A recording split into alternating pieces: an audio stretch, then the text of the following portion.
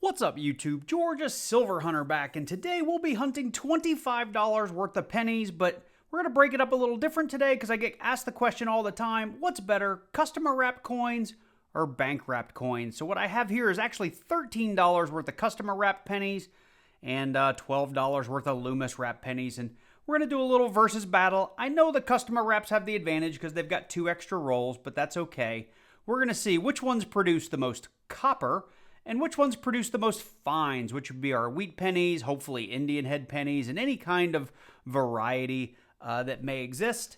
And with that said, we're going to go ahead and we're going to jump into our customer wrap pennies first. So let's get to it.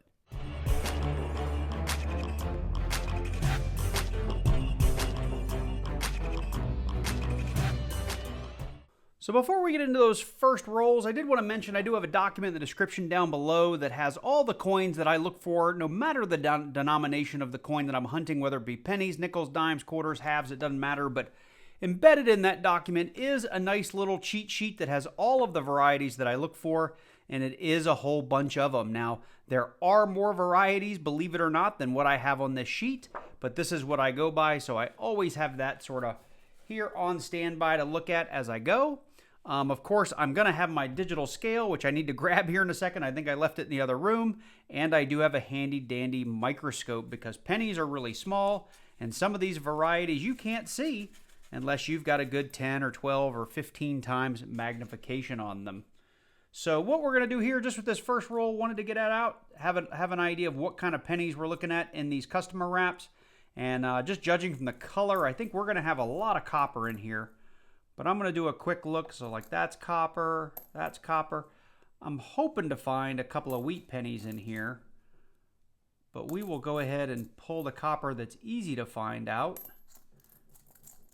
Now copper pennies are 1982 and earlier. Now 82 is a split date. So there's an 82D. We're going to need to throw that on a scale because about half of the 82s were zinc that were they were zinc with just a little bit of copper in them, and the rest of them are 95% copper. So your copper ones will weigh 3.1 grams, and your zinc pennies will weigh 2.5 grams. So that one I'll have to throw on a scale. The rest of these, I know they're copper, and these we're going to go back through. Actually, all of them we're going to go back through and check for varieties. So before we jump into looking for varieties, I did want to take a minute and just on camera check this 1982 Denver.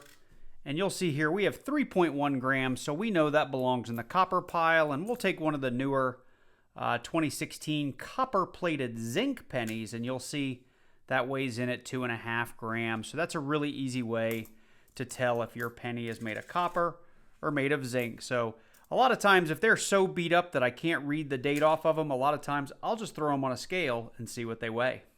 So we are just over halfway through our customer wrapped pennies, and it's been a little bit slow. We are finding a fairly good bit of copper.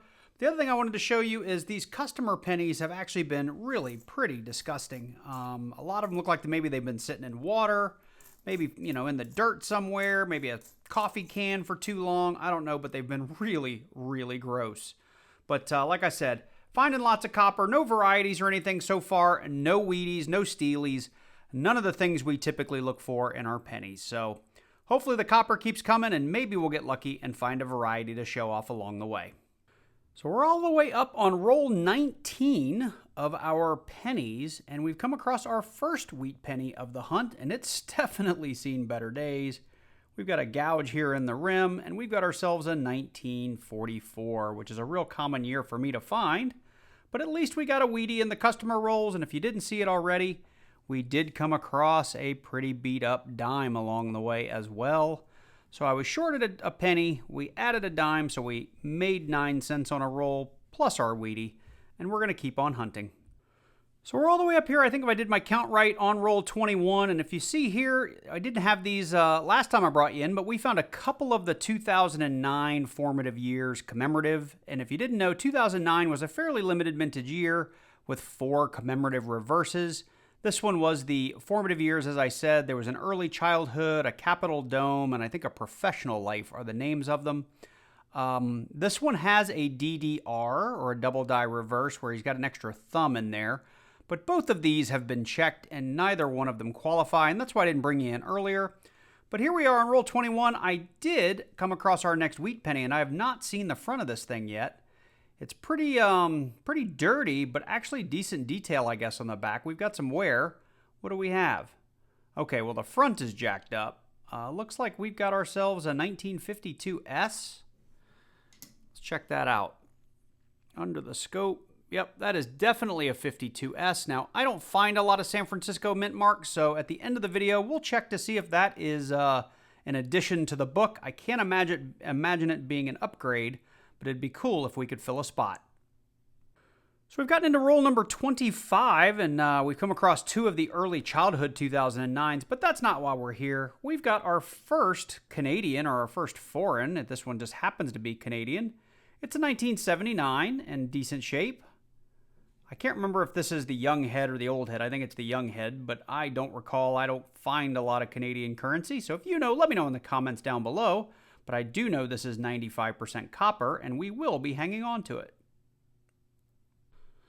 Well, that's all 26 rolls, and I brought you in for a lot of, well, I brought you in for the main finds, really. We had the two wheat pennies, the 44 and the 52S. We had our 119, I think it was a 79 Canadian.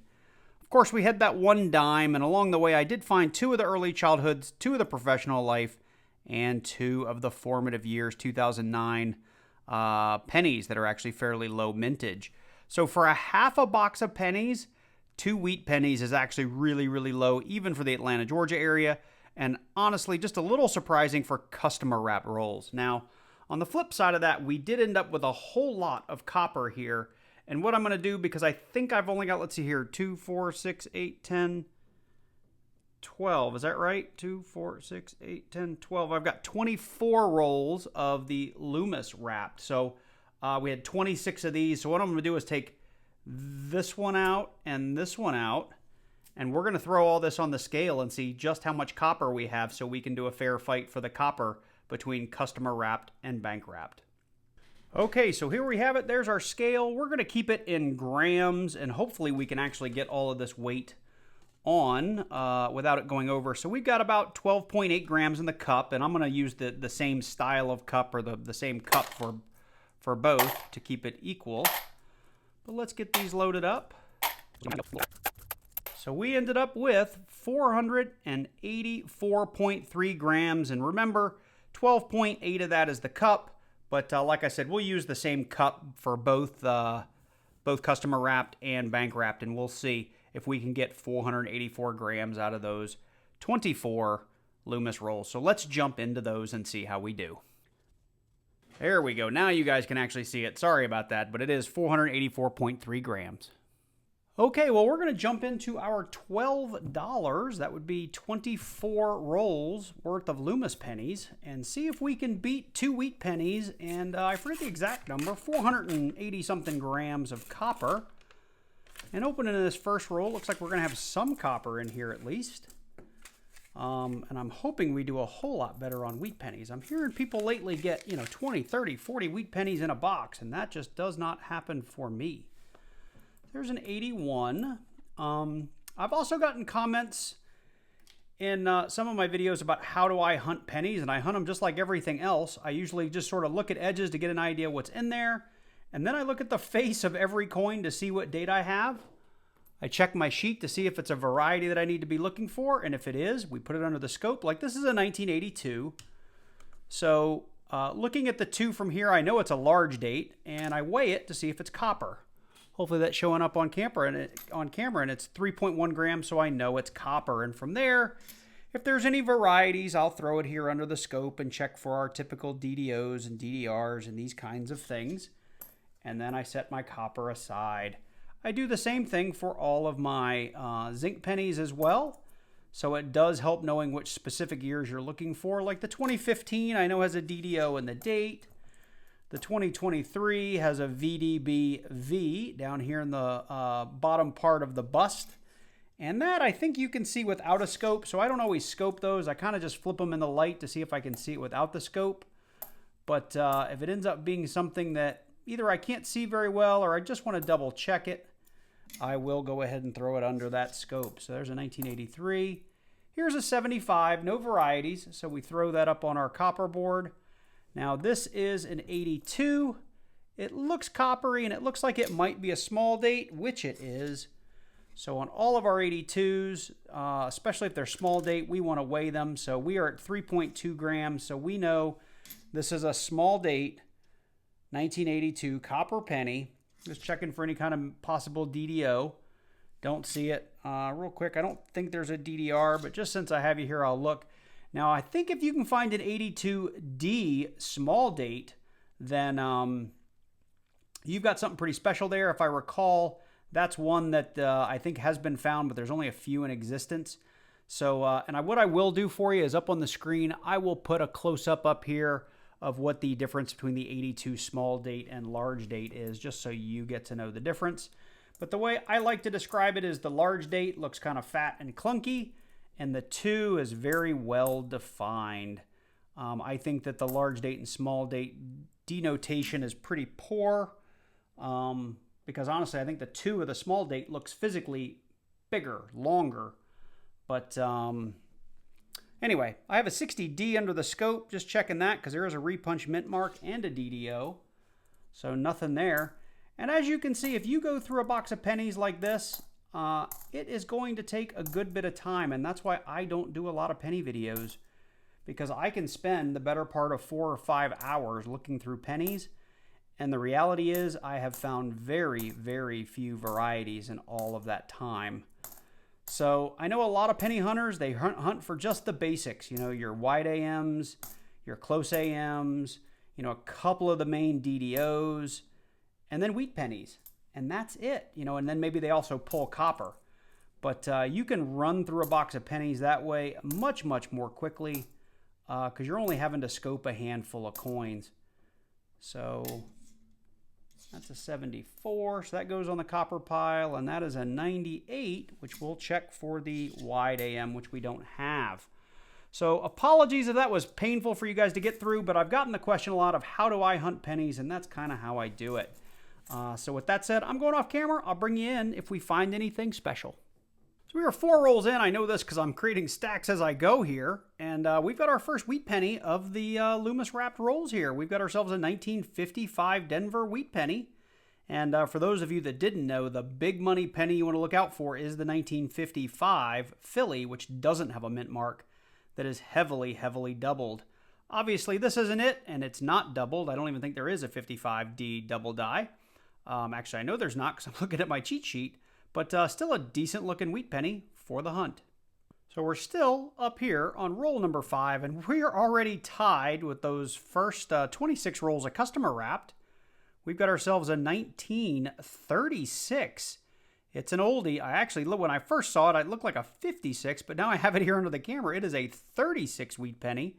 It has definitely seen better days. Definitely going to check this against our book, because we are missing a lot of pennies from this era, so or this decade. So excited to have that. One of the older wheat pennies we've found in a good long while, and it gives me some hope for the rest of these.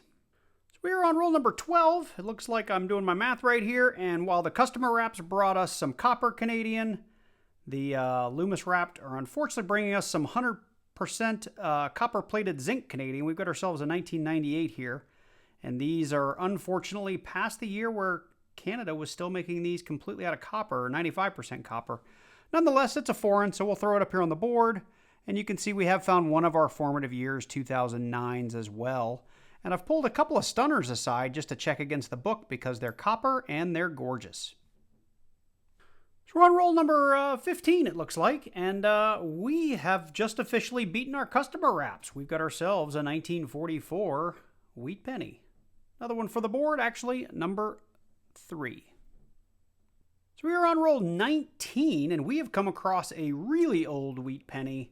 It shocked me when I saw it. I actually went and checked my books, and I know for a fact that this is going to end up being a book filler. We've got ourselves a 1917 Wheatie. Now it is definitely well worn, but I mean, it's over 100 years old, so it deserves it. But this is awesome. I don't get a lot of early Wheaties, so I'll take this 1917 all day.